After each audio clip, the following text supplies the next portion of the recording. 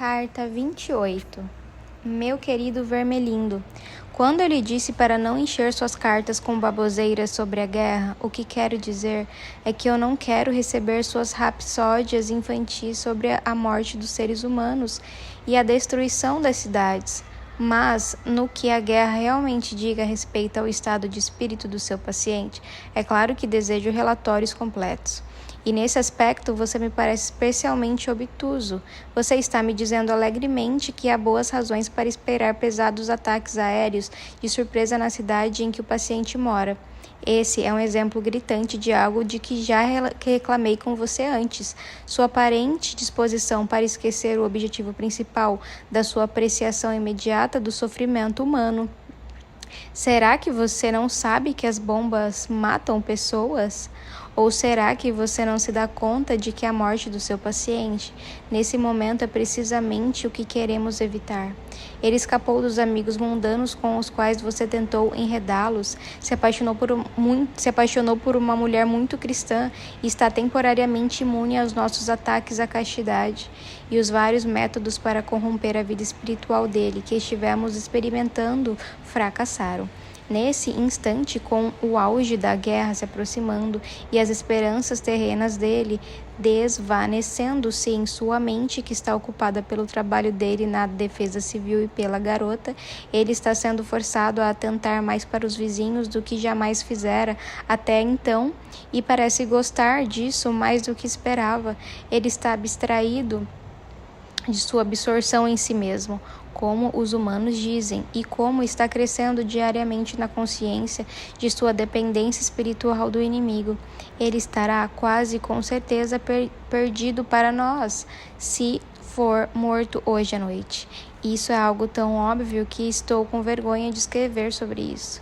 Às vezes eu me pergunto se vocês, jovens demônios, não estão sendo mantidos empenhados na tarefa da tentação por tempo excessivo, a ponto de correrem o perigo de serem infectados pelos sentimentos e valores dos seres humanos entre os quais trabalham. É claro que eles tendem a considerar a morte como o grande mal e a sobrevivência como o maior bem. Mas isso é porque nós os ensinamos a fazer isso. Não se deixe contaminar por nossa própria propaganda. Sei, parece estranho que o seu atual objetivo principal seja o mesmo pelo qual a amante do paciente e a mãe dele estão orando. Isso é, sua segurança corpórea. Mas é assim mesmo.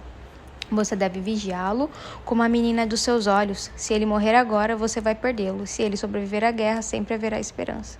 O inimigo o protegeu de você na primeira grande onda de tentações, mas se ao menos seu paciente puder ser mantido vivo, você terá como aliado o próprio tempo. Os longos, tediosos e monótonos anos da prosperidade ou da adversidade na meia-idade são ótimos climas de campanha. Veja, é tão difícil para essas criaturas perseverarem nessa idade. A rotina da adversidade, a decadência gradativa dos amores e das esperanças da juventude, o desespero silencioso, dificilmente sentido como o sofrimento de sempre superar as tentações crônicas com as quais volta e meia o derrotamos, o clima sombrio que criamos em suas vidas e o ressentimento inexprimível com o qual os ensinamos a reagir a isso. Tudo isso proporciona oportunidades incríveis de desgastar suas almas pelo atrito. Se, por outro lado, a meia-idade se provar próspera, nossa posição será ainda mais forte. A prosperidade amarra uma pessoa ao mundo. Ele sente que está achando o seu lugar no mundo, quando na realidade é o mundo que está achando o seu lugar nele. A reputação dele, que cresce a cada momento, o seu círculo crescente de amigos, o seu senso de importância, a pressão crescente de trabalho que o absorve e também agrada. Tudo construiu nele um senso de estar realmente em casa no mundo, que é precisamente o que queremos. Você irá notar que os jovens, em geral, estão menos indispostos a morrer do que os de meia idade e os velhos. A verdade é que o inimigo, tendo estranhamente destinado estes animaizinhos medíocres à vida em seu próprio mundo eterno, resguardou-os de forma bastante eficaz do perigo de sentirem-se em casa em qualquer outro lugar. Eis porque temos que muitas vezes desejar vida longa para os nossos pacientes. 70 anos nunca é demais para a difícil tarefa de desvencilhar suas almas dos céus e fazer com que fiquem firmemente atados à terra. Enquanto são jovens, eles parecem sempre nos escapar pela tangente, mesmo se urdirmos mantê-los ignorantes quanto à religião explícita, os ventos incalculáveis da fantasia, da música e da poesia, a mera face de uma garota, o cantar de um pássaro ou a vista do horizonte, estão sempre derrubando nossos castelos de areia. Eles nunca irão aplicar-se constantemente ao avanço mundano, às conexões prudentes e à política de segurança em primeiro lugar. O seu apetite pelos céus é tão inveterado que nosso melhor método de atá-los à terra nesse estágio é fazê-los crer que a terra possa ser transformada em céu em algum momento do futuro pela política, pela genética, pela ciência, pela psicologia ou qualquer coisa do tipo.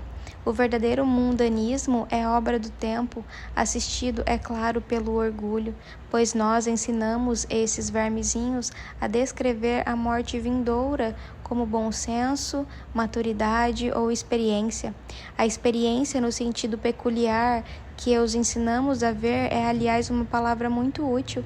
Um grande filósofo humano quase deixou escapar nosso segredo, quando disse que, onde a virtude estiver envolvida, a experiência é a mãe da ilusão. Mas graças a uma mudança na moda, e é claro que também em relação ao ponto de vista histórico, nós tornamos o seu livro amplamente inócuo.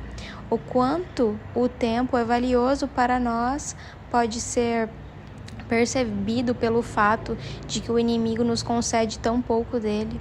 A maioria dos seres humanos morre na infância, dos sobreviventes, boa parte morre na juventude.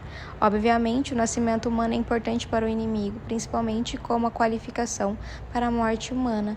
E a morte é apenas o portal para esse outro tipo de vida. Somos autorizados a trabalhar somente em cima da minoria da espécie, pois o que os humanos chamam de vida normal é a exceção.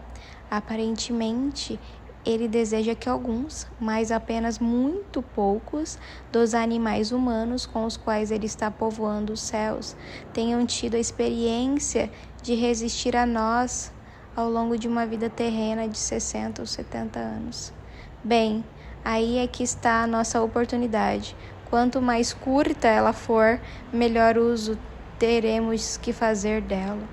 Seja o que for que você faça, mantenha o seu paciente o mais seguro que puder.